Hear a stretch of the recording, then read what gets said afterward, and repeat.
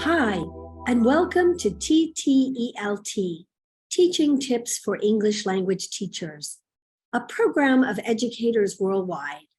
I'm your host today, Melanie Gobert.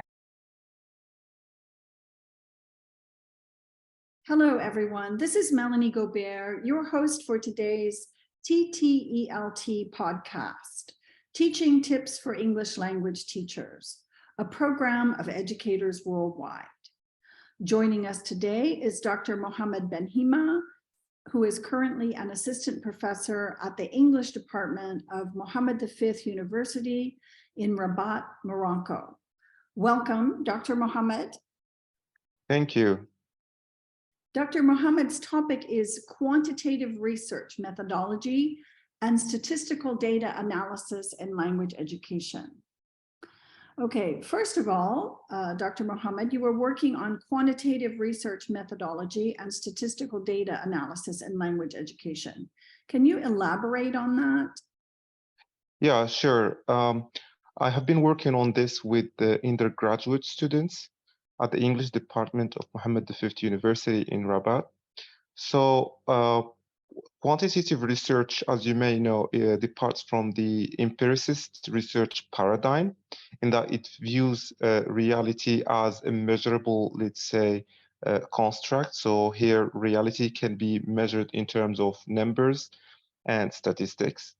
And this can be applied to the classroom context and language education in the sense that reality can accurately and reliably be measured, let's say, quantitatively. And here we speak of using different, let's say, tools, let's say, school records, exam scores, questionnaires, among others, and even interviews. Sometimes they can be quantified.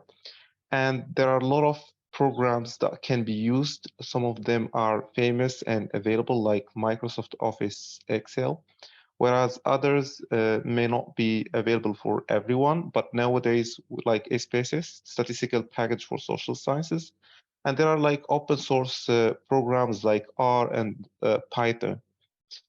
Nowadays, with the rise of artificial intelligence like ChatGPT and other, let's say, tools, even in Excel, sometimes you can just write the command and Excel can do the analysis.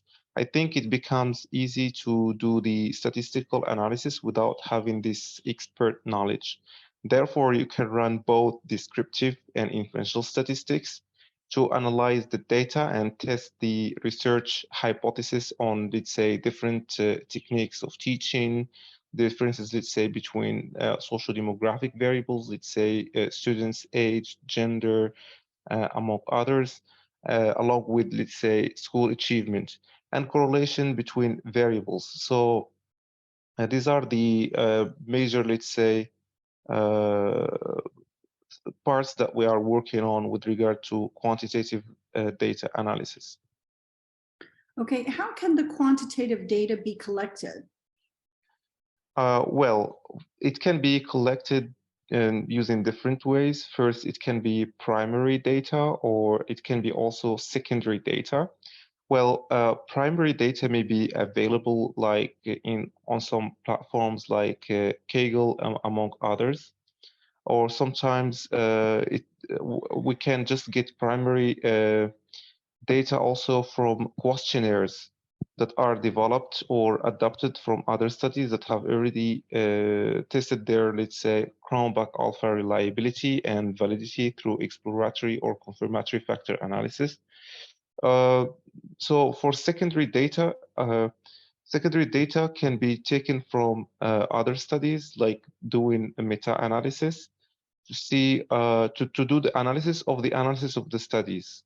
So this is how we can have the secondary data, and it can be also available, let's say, on the websites of ministries of education, among others, because they provide, let's say, yearly statistics on the education status in any country, I think. Okay, you mentioned artificial intelligence. How can artificial intelligence help with quantitative data analysis? Well, nowadays, artificial intelligence is becoming the trend. It can be used in different ways, although it is still in the process of development for accuracy and for research ethics, so to speak. Uh, but artificial intelligence, or we have usually chatbots like ChatGPT, that stands for Generative Pre-trained Model, and we have another website that is called Typeset. They are actually changing the landscape of many fields nowadays, especially in research, and especially research in the education field that relies a lot on content creation. So ChatGPT, for instance, can be used to analyze data and provide interpretations by just giving it prompt. Nowadays, we speak of a field that is called prompt engineering. So you should be aware of what to ask a ChatGPT, and you can provide it with the input. And ChatGPT is like another person that is helping you with the data analysis. You just need to give it the correct orders and the correct and let's say accurate prompts for it to do the analysis. And typeset, for instance, can be used to interpret the results of different research articles. Like if you just highlight any statistical finding, typeset will just explain it in plain language. This is how they can be used nowadays. And what are some of the limitations of doing quantitative research on language?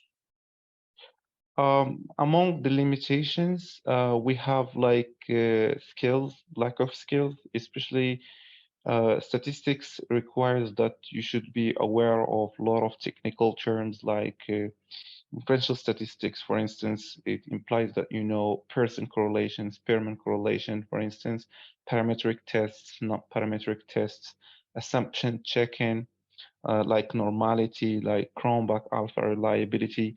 So these are really not easy to learn in a short time to do the statistics. So training is needed with regard to getting the knowledge of these, let's say, key terms. So this is like one major limitation. Another limitation may be due to the lack of resources. Sometimes teachers or maybe students also may not have the resources, especially let's say a powerful laptop, not that powerful, but a laptop that can help you execute some of the codes in terms of statistics. Again, we have limitations with regard to the fact that we have this negative attitudes towards statistics. Among the studies that I have read about statistics, there is this statistical anxiety among students. That's why it is noticed that most students go for the qualitative approach by going for the thematic analysis, because it does not really involve a lot of technical, let's say, terms. So I think these are the limitations in my opinion. Well, Dr. Mohamed, I think what you were describing are more like barriers to quantitative research. But what I was actually referring to, you just touched on here, is the amount of qualitative research in language. So what I meant is, why are so many people doing qualitative research rather than quantitative research on language? Well, I think one of the reasons lies in the fact that the try to avoid quantitative research because they don't have the knowledge to do it, because it involves being aware of statistics, and statistics takes a lot of time to learn. It's like an independent course that you should study. But since you are doing education research, you should focus on education issues. So this is why maybe people avoid doing quantitative research and do qualitative research for their, let's say, end of studies research projects. So this is my opinion, but there may be a lot of reasons and a lot of limitations that may push researchers away from quantitative research. Okay, just one final question. How can quantitative research and qualitative research complement each other in language education research? Well, there is this trend of using mixed method research design in which we combine both quantitative and qualitative research. And Criswell, like the father and son, 2017, have a lot of, let's say, publications, but that book of 2017 of mixed method research design, they talked about the fact that mixed research or mixed method research design imbibes from this pragmatic stance to knowledge, because sometimes quantitative research can have limitations and qualitative research can have limitations. Therefore, the solution is to mix the two to compensate for the weaknesses of each one. And there is also what we call triangulation that consists of, let's say, 4 types in which we can triangulate data, like we have quantitative and qualitative data. We can triangulate, let's say, research instruments. We can have, for example, a questionnaire, an interview, or content analysis at the same time.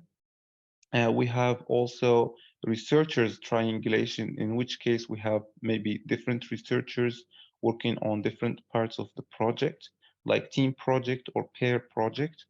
And we have different, let's say, types of triangulation.